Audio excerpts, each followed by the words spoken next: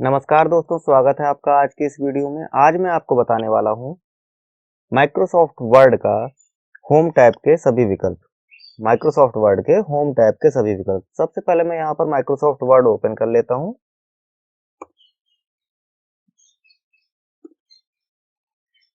ये देखिए, यहां पर मैंने माइक्रोसॉफ्ट वर्ड का 2021 वर्जन ओपन कर रखा है।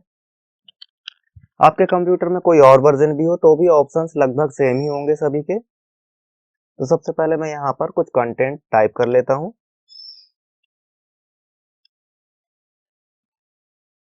इसको थोड़ा सा बड़ा करने के लिए मैं यहाँ पर कंट्रोल और बिग ब्रैकेट ऑफ का ब्रैकेट ऑन करने वाला वो शॉर्टकट यूज करने वाला हूँ। अब देखिए, ये मैंने फॉन्ट साइज इसका थोड़ा बड़ा कर लिया है और जूमिंग परसेंटेज भी मैं इसका थोड़ा सा बड़ा कर लेता हूँ। ठीक है। अब यहाँ पर देखिए, सबसे पहले यहाँ पर फाइल से रिलेटेड विकल्प दिए गए हैं। यदि आप अपनी फाइल को सेव करना चाहो तब इसका यूज कर सकते हो, ओपन करना चाहो तब भी इसका यूज कर सकते हो। इसी तरह यहाँ पर फाइल को सेव करने से रिलेटेड सभी विकल्प दिए गए हैं जिनका आप यूज कर सकते हो। चलिए, मैं यहाँ से बैक जाकर होम टैब की बात करता हूँ। यहाँ पर देखिए, सबसे पहला जो विकल्प दिया गया है यहाँ पर अंडो का, जिसके अंदर हमें अंडो और रीडो दोनों की बटन दी गई हैं।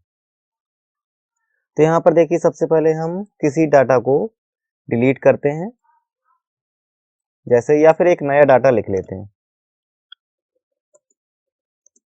अभी ये मैंने दिस इज लिखा है। अब जैसे ही मैं अंडो करूंगा तो अंडो का काम ये होता है कि जो भी हमने फाइल पे आखिरी का काम किया हो, आखिरी में हमने अपनी फाइल में जो भी काम किया हो, उस काम को अंडो बटन दबाते ही हम वापस कर सकते हैं। जैसे ही मैं यहाँ पर अंडो बटन प्रेस करूंगा, ये देखिए इस गायब हो गया। अब इसके बाद जैसे ही हमने फिर से दोबारा अंडो प्रेस किया तो यहाँ पर दिस भी गायब हो गया।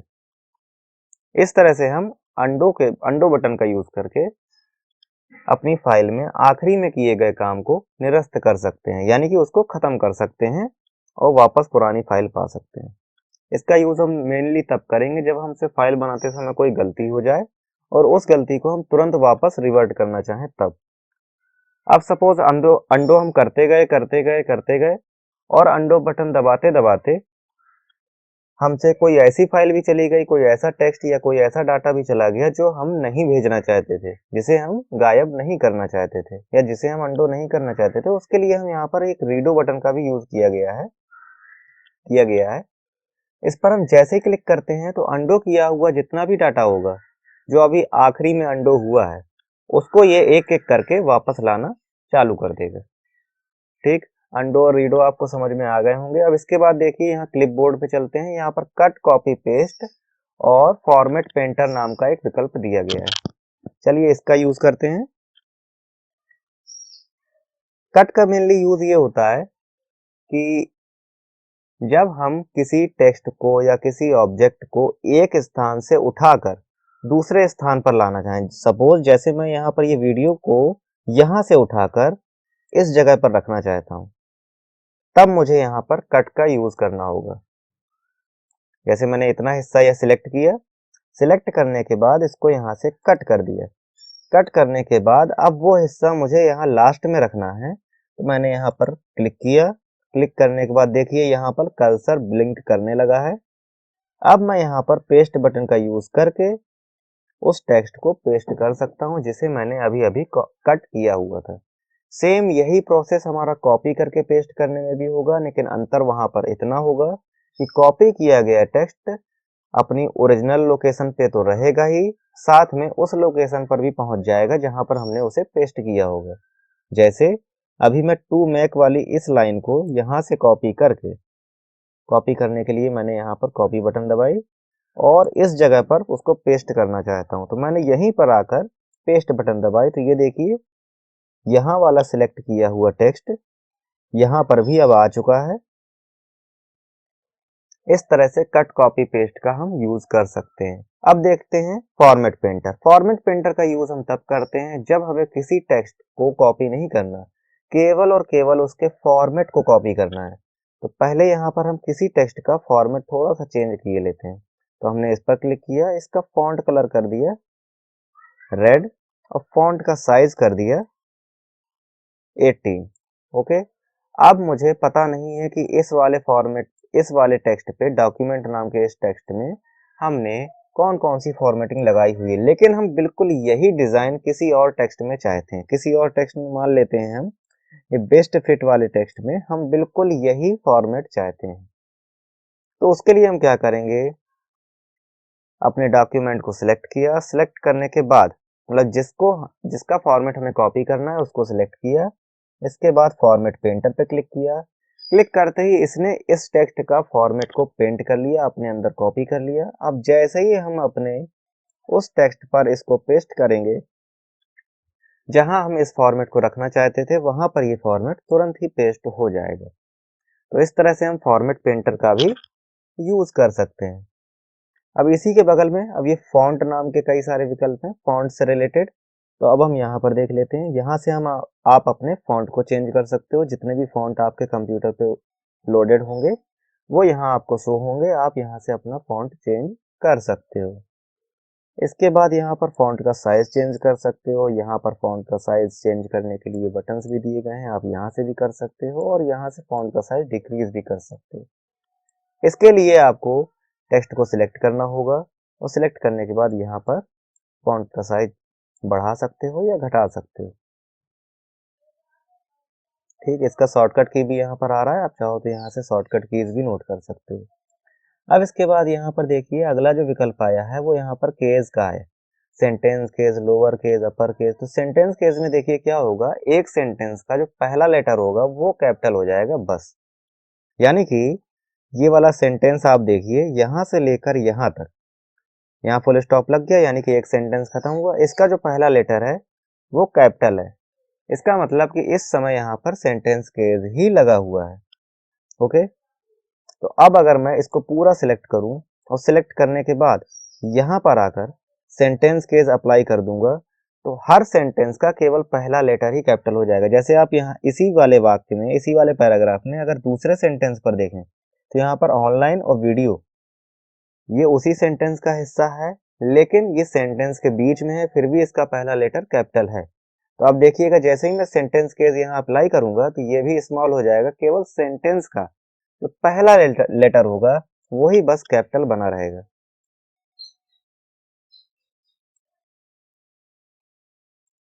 ओके, यहाँ पर तो कुछ भी अप्लाई नहीं हो रहा है। हाँ देखिए यहाँ पर इससे चेंज हुआ। अब सेंटेंस केस दोबारा लगाया, ये देखिए यहाँ पर ऑनलाइन वीडियो भी स्मॉल लेटर पे हो गया। केवल सेंटेंस का जो पहला लेटर होगा, जहां पर भी आपका सेंटेंस शुरू हो रहा होगा फुल स्टॉप के बाद, बस वहीं से उसका पहला लेटर कैपिटल होगा। अब इसके बाद देखिए लोअर केस में क्या होगा, पूरा का पूरा सिलेक्टेड पैराग्राफ ही लोअर केस में बदल जाएगा। इसके बाद अगला है अपर केस। अपर केस में क्या होगा कि पूरा का पूरा सिलेक्टेड पैराग्राफ अपर केस में चेंज हो जाएगा। इसी के बाद कैपिटलाइज ईच वर्ड। इसमें क्या होगा कि आपके सिलेक्ट किए हुए पैराग्राफ का प्रत्येक अक्षर नहीं, प्रत्येक शब्द का पहला अक्षर कैपिटल हो जाएगा इस तरह से। टॉगल केस में क्या होगा कि कैपिटलाइज ईच वर्ड का ठीक उल्टा है, कि इसमें प्रत्येक वर्ड का जो पहला अक्षर होगा यानी कि जो पहला लेटर होगा वो स्मॉल हो जाएगा, बाकी सभी लेटर्स कैपिटल हो जाएंगे, कुछ इस प्रकार। दोस्तों अगर वीडियो आपको पसंद आ रही हो तो इसको शेयर जरूर करते जाइएगा। अब आगे बढ़ते हैं। यहाँ पर देखिए नेक्स्ट जो विकल्प दिया गया है वो क्लियर फॉर्मेटिंग का विकल्प है। इस पर क्लिक करते ही आपके द्वारा की गई सभी फॉर्मेटिंग जो आपने टेक्स्ट पर लगा कर रखी होगी, चाहे उसका साइज बढ़ाना हो चाहे कलर हो, वो यहाँ से हट जाएगी, लेकिन यहाँ से केस नहीं हटते। अब इसको हम फिर से उसी साइज पर कर देंगे जो ये था।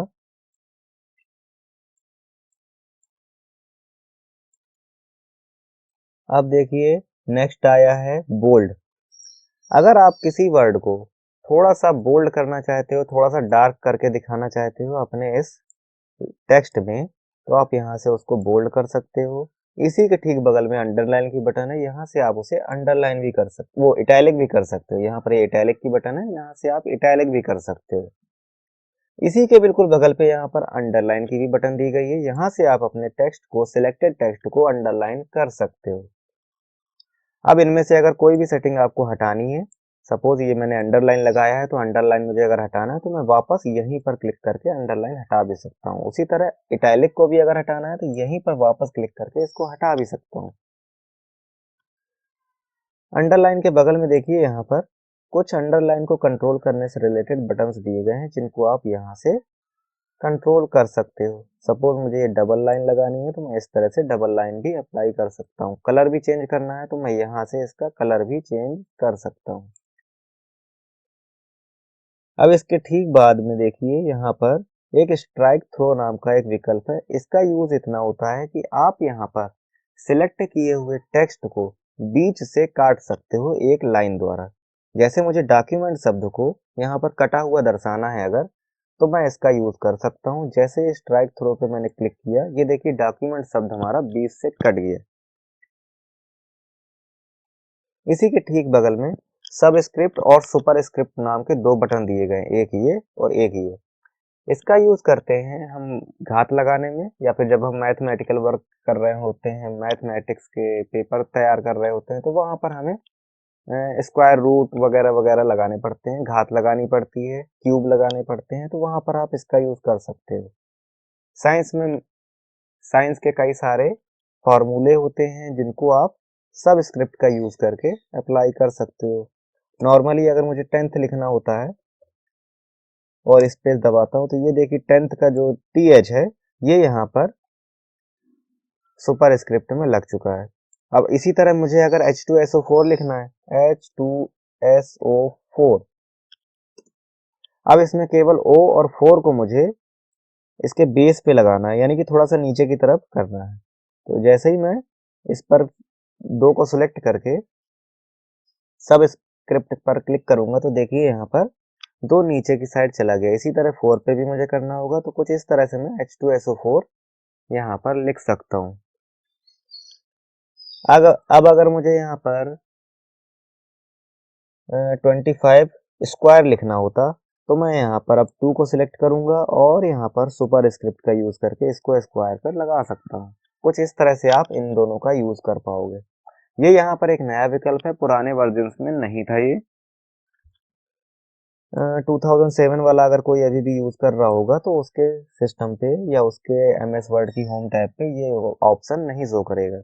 तो इसका यूज यहाँ पर ये है कि जब आप अपने टेक्स्ट को सिलेक्ट कर लोगे और सिलेक्ट करने के बाद यहाँ पर इनमें से दी गई किसी भी डिजाइन पर क्लिक करते हो, तो आपका लिखा हुआ टेक्स्ट उसी डिजाइन में कन्वर्ट हो जाएगा।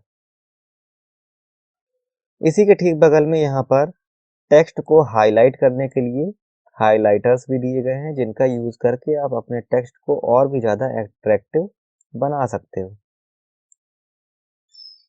इसका मैं कलर यहाँ पर डिजाइन थोड़ी सी फिर चेंज किए देता हूँ। ये देखिए अब यहाँ पर टेक्स्ट थोड़ा सा अट्रैक्टिव बन गया है। अब यहाँ पर देखिए नंबरिंग से रिलेटेड ऑप्शंस हैं।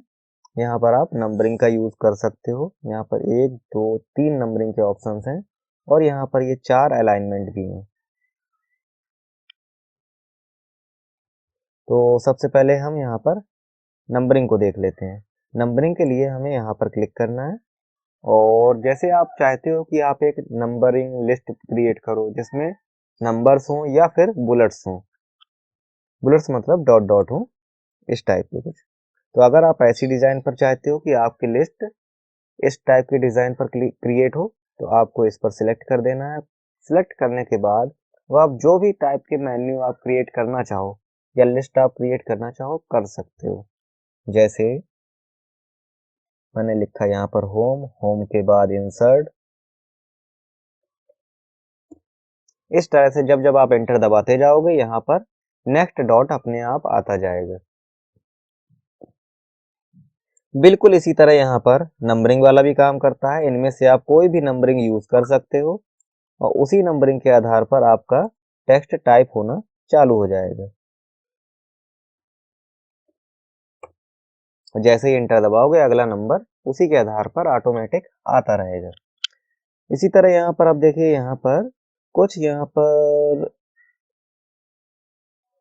अलाइनमेंट के भी विकल्प दिए गए हैं चार प्रकार के अलाइनमेंट होते हैं हमारे, लेफ्ट, राइट, सेंटर और जस्टिफाई। तो यहाँ पर ये देखिए लेफ्ट अलाइनमेंट है। ये क्या करता है कि आपके पूरे टेक्स्ट को लेफ्ट साइड में अलाइन कर देता है। अब देखिए यहाँ पर ये जो टेक्स्ट है बाय डिफॉल्ट लेफ्ट अलाइन में ही लगा हुआ है। तो इस समय आप देख सकते हो कि यहाँ से तो आपका टेक्स्ट अलाइंड है, लेकिन इस दिशा में राइट साइड से ये टेक्स्ट अलाइन नहीं है, प्रॉपरली अलाइन नहीं है। ये काम होता है लेफ्ट अलाइन का। बाय डिफॉल्ट आपके वर्ड प्रोग्राम में लेफ्ट अलाइन ही लगा होता है। आप अपनी जरूरत के अनुसार यहाँ से इसको चेंज कर सकते हो। इसी के बाद आता है अब ये सेंटर अलाइनमेंट। यहाँ पर आप क्या कर सकते हो, आप अपने सिलेक्ट किए हुए टेक्स्ट को सेंटर पे ला सकते हो पेज के। और ये है राइट अलाइनमेंट, ये टेक्स्ट को राइट साइड में अलाइन कर देगा। और ये है जस्टिफाई अलाइनमेंट, ये पेज के दोनों तरफ यानी कि दोनों साइड लेफ्ट और राइट दोनों तरफ से हमारे टेक्स्ट को अलाइन कर देता है। यहाँ पर देखिए लाइन स्पेसिंग है, आप दो लाइनों के बीच में कितनी जगह छोड़ना चाहते हो वो आप यहाँ से निर्धारित कर सकते हो। इसी के ठीक बाद यहाँ पर देखिए थीम कलर्स भी दिए गए हैं, जिनसे आप अपने सिलेक्ट किए हुए टेक्स्ट में बैकग्राउंड पे कोई भी कलर लगा सकते हो।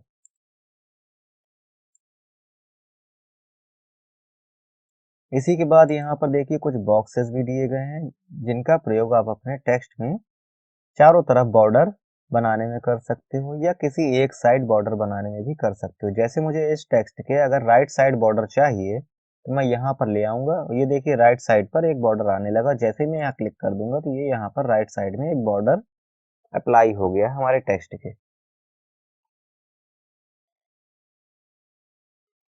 इसी के ठीक बगल में देखिए यहाँ पर इंडेंटेशन के लिए कुछ विकल्प दिए गए हैं, इंक्रीज इंडेंट और डिक्रीज इंडेंट। इसका यूज ये होता है कि आप अपने टेक्स्ट का इंडेंटेशन बढ़ा सकते हो। यहाँ से इंडेंटेशन का मतलब होता है टेक्स्ट में जगह, मतलब पेज में जगह छोड़ना और टेक्स्ट को अलाइन करना। अब यहाँ पर देखिए जैसे ही मैं इस सिलेक्टेड टेक्स्ट को इंडेंट करूंगा तो यहाँ पर पूरा का पूरा टेक्स्ट थोड़ा सा आगे बढ़ जाएगा, कुछ इस तरह से। इसको कंट्रोल आप यहाँ से भी कर सकते हो अपने पेज में। ये देखिए 3 पॉइंट्स दिए जाते हैं, ये ये और ये। जो पहला होता है ये लाइन के फर्स्ट, मतलब फर्स्ट लाइन को, किसी पैराग्राफ की फर्स्ट लाइन को ही इंडेंट करता है। और ये पूरे के पूरे लेफ्ट साइड को ही इंडेंट कर देगा। और ये वाला जो पॉइंट है ये आपके पूरे के पूरे राइट साइड को ही इंडेंट कर देता है, कुछ इस प्रकार से। ठीक है, सिलेक्ट किए हुए पैराग्राफ के कुछ इस प्रकार से पूरे के पूरे टेक्स्ट को इंडेंट करने लगेगा राइट साइड से। यहाँ पर देखिए ये कुछ सॉर्टिंग ऑर्डर्स दिए गए हैं, जिनका यूज करके आप अपने बनाए हुए किसी भी डॉक्यूमेंट को अरेंज कर सकते हो।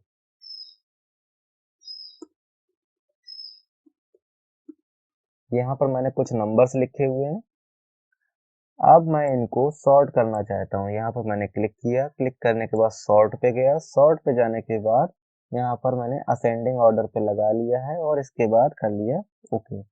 ये देखिए अब ये हमारा नंबर असेंडिंग ऑर्डर पे सॉर्ट हो चुके हैं।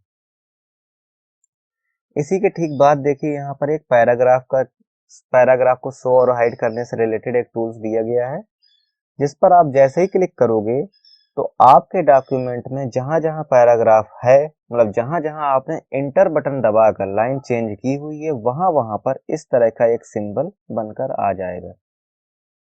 इससे आपको पता चल जाएगा कि आपने कहां कहां पर पैराग्राफ चेंज किया हुआ है। बस इसका इतना ही यूज होता है। इसके बाद आगे देखते हैं, यहाँ पर स्टाइल्स से रिलेटेड कई सारे विकल्प दिए गए हैं। यहाँ पर देखिए इस पर आप जैसे ही क्लिक करोगे तो यहाँ पर कुछ बनी बनाई स्टाइल्स आ जाएंगी, जिनका यूज आप कर सकते हो अपने डॉक्यूमेंट में।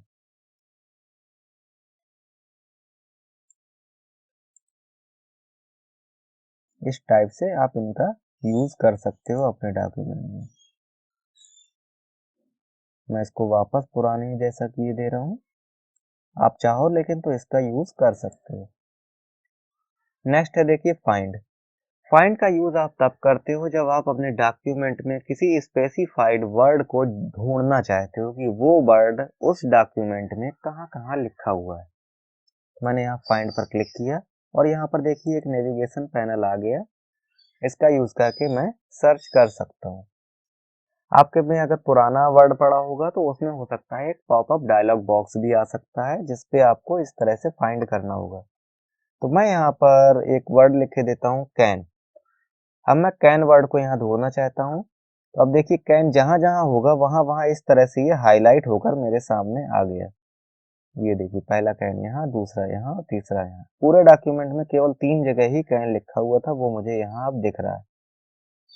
इस तरह से आप अपने डॉक्यूमेंट में वर्ड को फाइंड कर सकते हो। नेक्स्ट है रिप्लेस।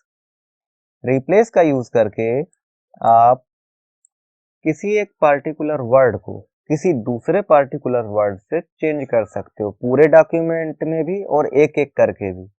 सपोज मुझे अगर कैन शब्द को ही डू शब्द से बदलना है, या मैं यहाँ पर कुछ ऐसा लिखता हूँ जो आपको स्पष्ट दिखाई दे। मैंने 1 2 3 लिख दिया। अब मुझे यहाँ कैन शब्द को 1 2 3 से बदलना है। तो इसके लिए अब मैं क्या करूंगा, अगर मुझे एक एक करके बदलना है, मुझे पूरे डॉक्यूमेंट में नहीं बदलना, तब तो मैं यहाँ पर फाइंड नेक्स्ट करूंगा और जैसे ही वहां पर हमारा चुना हुआ या जिसको हम चेंज करना चाहते हैं वो हाईलाइट होगा, वैसे ही मैं रिप्लेस पर क्लिक कर दूंगा तो वो वहां पर चेंज हो जाएगा, कुछ इस प्रकार। लेकिन अगर मैं चाहता हूं कि हमारे पूरे डॉक्यूमेंट में जहां जहां भी कैन लिखा हो वहां वहां 1 2 3 आ जाए, तो उस कंडीशन में मैं रिप्लेस ऑल बटन दबाऊंगा और जहां जहां भी अब कैन लिखा हुआ था वहां वहां 1 2 3 लिख चुका है। ये देखिए यहाँ, यहाँ और यहाँ 3 जगह ही था केवल कैन। एक को तो मैंने वैसे भी चेंज कर दिया था और एक दो को इस तरह से चेंज कर लिया। उम्मीद है आपको समझ में आया होगा। अब देखिए यहाँ पर सिलेक्ट करने से रिलेटेड कुछ विकल्प दिए गए हैं जिनका यूज करके आप अपने डॉक्यूमेंट में चीजों को सिलेक्ट कर सकते हो। ये काम तो खैर आप नॉर्मली माउस से भी कर सकते हो। इसके लिए देखिए सिलेक्ट ऑल है तो इसके लिए आप शॉर्टकट की का भी यूज कर सकते हो, कंट्रोल+A, उससे पूरा का पूरा डॉक्यूमेंट आपका सिलेक्ट हो जाता है। सिलेक्ट ऑब्जेक्ट, इसको क्लिक करने के बाद अपने ऑब्जेक्ट को सिलेक्ट कर सकते हो। वो तो नॉर्मल वैसे भी हो जाता है, जैसे आप कोई ऑब्जेक्ट लगाए होगे तो वो सिलेक्ट हो जाता है माउस के क्लिक करने के बाद। जैसे मान लीजिए मैंने यहाँ पर ये एक ऑब्जेक्ट ले लिया। अब इसको मुझे अगर सिलेक्ट करना है तो मैं यहाँ पर क्लिक कर दूंगा सिंपली और ये सिलेक्ट हो जाएगा। तो दोस्तों उम्मीद है वीडियो आपको पसंद आई होगी। पूरा वीडियो देखने के लिए बहुत बहुत धन्यवाद। इस वीडियो को अपने दोस्तों के साथ शेयर जरूर करिएगा और हमारे चैनल को सब्सक्राइब जरूर करिएगा, क्योंकि आगे ऐसी बहुत सी वीडियोस हमारे चैनल पे आने वाली हैं। बहुत जल्दी HTML की भी पूरी कंप्लीट सीरीज हमारे चैनल पर उपलब्ध होगी। पूरा वीडियो देखें और हमारे चैनल के साथ जुड़े रहें।